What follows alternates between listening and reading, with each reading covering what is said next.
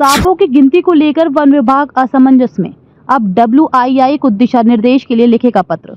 मुख्यमंत्री के प्रदेश में सांपों की संख्या तय करने के लिए उनकी गिनती कराने की मंशा जाहिर किए जाने के बाद वन विभाग उलझन में है।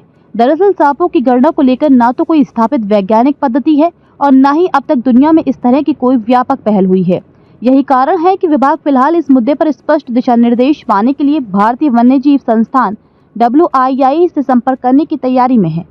वन विभाग के अधिकारियों ने बताया कि वे इस मामले में WII को एक आधिकारिक पत्र भेजा जाएगा, जिसमें पूछा जाएगा कि सांपों की गणना किन वैज्ञानिक तरीकों से की जा सकती है और क्या ये संभव भी है या नहीं।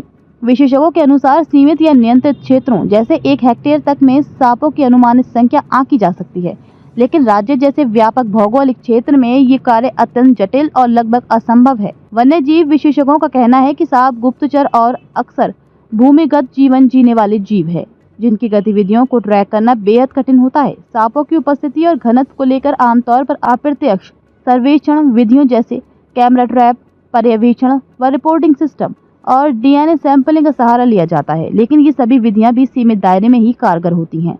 वन्य जीव विशेषज्ञों के अनुसार सांप छिपकर रहने वाले और रात्रिचर जीव है, जिनकी उपस्थिति को ट्रैक करना बेहद चुनौतीपूर्ण होता है।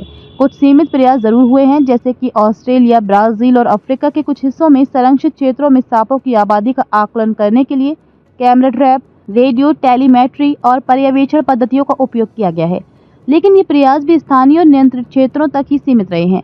भारत में भी कुछ संरक्षित क्षेत्रों जैसे साइलेंट वैली केरल या काजीरंगा असम में सांपों की विविधता का अध्ययन किया गया है, लेकिन ये संख्या आधारित नहीं बल्कि प्रजाति विविधता उपस्थिति पर केंद्रित रहा है। विशेषज्ञों का कहना है कि सांपों की गिनती के लिए कोई सटीक प्रत्यक्ष पद्धति उपलब्ध नहीं है।